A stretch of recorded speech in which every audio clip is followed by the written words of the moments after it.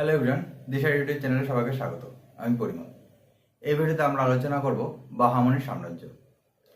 মোহাম্মদ বিন তুগলকের সময় দুটি সাম্রাজ্যের উত্থান হয় বা দুটি সাম্রাজ্য নিজেদেরকে স্বাধীন বলে ঘোষণা করে। প্রথমে স্বাধীনতা ঘোষণা করে বিজয়নগর সাম্রাজ্য 1336 খ্রিস্টাব্দে। এই বিজয়নগর সাম্রাজ্যের স্বাধীনতার 11 বছর পর অর্থাৎ 1347 খ্রিস্টাব্দে বাহামনি সাম্রাজ্য স্বাধীনতা ঘোষণা করে।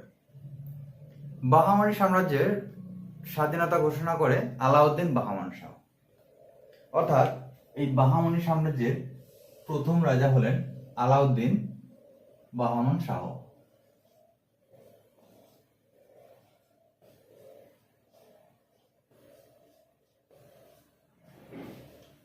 আলাউদ্দিন বাহমান শাহ, যিনি হাসান গঙ্গু নামে পরিচিত। হাসান গঙ্গু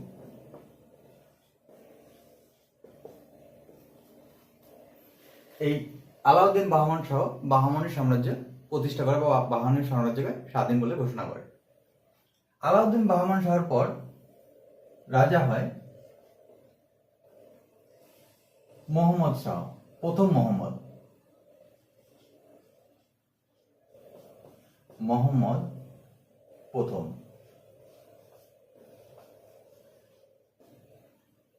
এই মোহাম্মদ প্রথম যখন বাহামনি সাম্রাজ্যের রাজা হয়, সেই সময় বিজয়নগর সাম্রাজ্যের রাজা ছিল বুক্কা। এবং রায়চুর কার অধীনে থাকবে অর্থাৎ রায়চুর কে দখল করবে এই নিয়ে এই মোহাম্মদ প্রথম ও বিজয়নগর সাম্রাজ্যের রাজা বুক্কা অর্থাৎ বিজয়নগর এবং বাহামনি সাম্রাজ্যের মধ্যে যুদ্ধ হয়। এই রায়চুরের যুদ্ধে মোহাম্মদ প্রথম জয়লাভ করে এবং বুক্কা পরাজিত হয়। মোহাম্মদ প্রথমের পর রাজা হয় ফিরোজ শাহ। ফিরোজ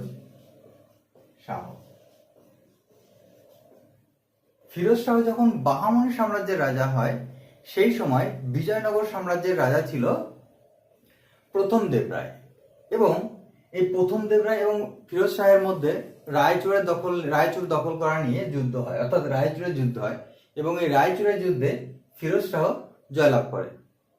এবং রায়চুরের যুদ্ধে ফিরোজ শাহ জয়লাভ করার পর এই ফিরোজ শাহ এবং প্রথম দেবরায় অর্থাৎ বিজয়নগর এবং বাহামনি সাম্রাজ্যের মধ্যে বৈবাহিক সম্বন্ধ হয়।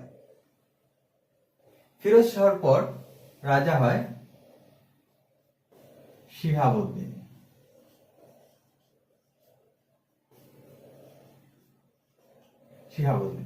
শিহাবুদ্দিন ছিল সন্ত শাসক।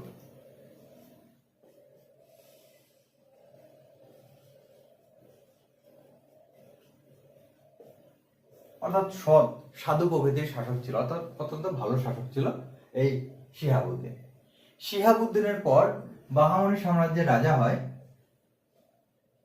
আলাউদ্দিন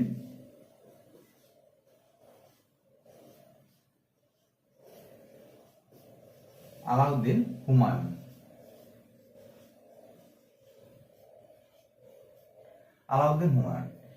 এই শিহাবুদ্দিন যেমন সন্ত শাসক ছিল, ঠিক তেমনি আলাউদ্দিন ছিল তার বিপরীত, অর্থাৎ আলাউদ্দিন ছিল অত্যন্ত ক্রূর শাসক।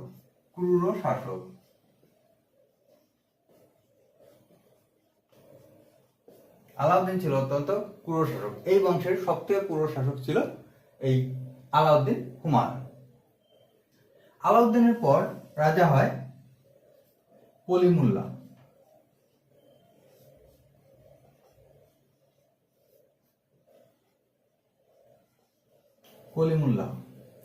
এই কলিমুল্লাহ যখন বিজয়নগর বাহামনি সাম্রাজ্যের রাজা হয় এবং তিনি ছিলেন এই বাহামনি সাম্রাজ্যের শেষ রাজা।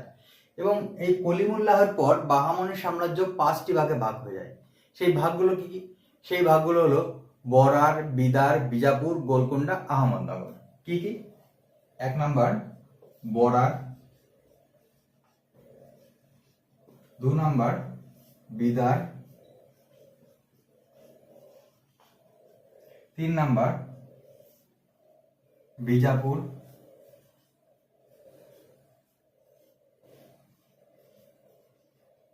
4 নাম্বার গোলকুন্ডা,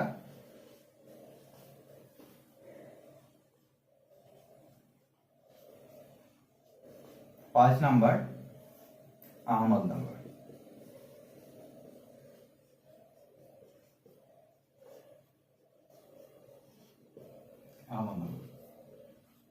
এই বাহামনি সাম্রাজ্য এই কলিমুল্লার পর এই 5টি রাজ্যে বিভক্ত হয়ে যায়। এই 5টি রাজ্যে আলাদা আলাদা রাজবংশ শাসন করত। যেমন বরার এই রাজ্যে শাসন করত ইমাদ শাহী রাজবংশ। বিদারের শাসন করত বরিদ শাহী।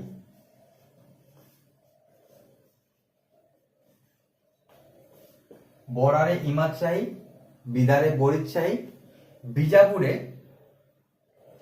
বিজাপুরে শাসন করত আদিল শাহী।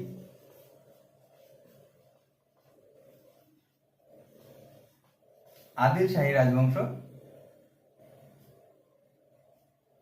রাজবংশ বিজাপুরে শাসন করত। গোলকুন্ডায় শাসন করত কুতুব শাহী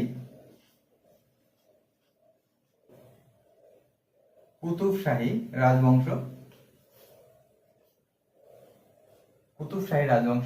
এবং আহমদনগর এই রাজ্যে শাসন করত নিজাম শাহী রাজবংশ।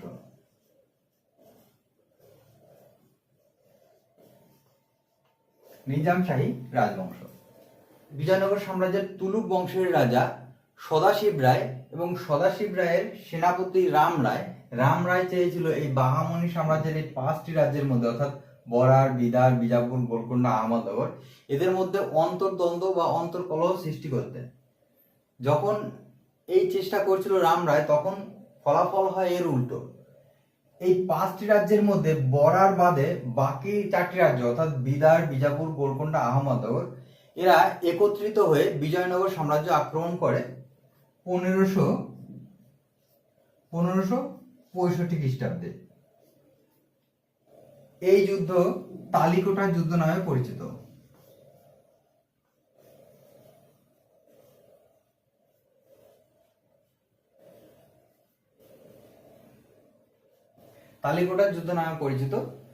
এবং এই তালিকোটার যুদ্ধে বিজয়নগর সাম্রাজ্য পরাজিত হয় এবং এই বাহামনি সাম্রাজ্যের যে 4টি রাজ্য একত্রিত হয়ে যুদ্ধ করেছিল যেমন বিদার, বিজাপুর, গোলকুন্ডা, আহমদনগর এই 4টি রাজ্য একত্রিতভাবে জয়লাভ করে।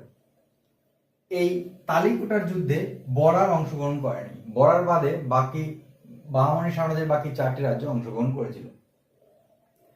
আমাদের আজকের ভিডিওটা কেমন লাগলো কমেন্ট করে জানাও। যদি ভালো লাগে ভিডিওটাকে লাইক, কমেন্ট এবং শেয়ার করো এবং চ্যানেলটিকে সাবস্ক্রাইব করো।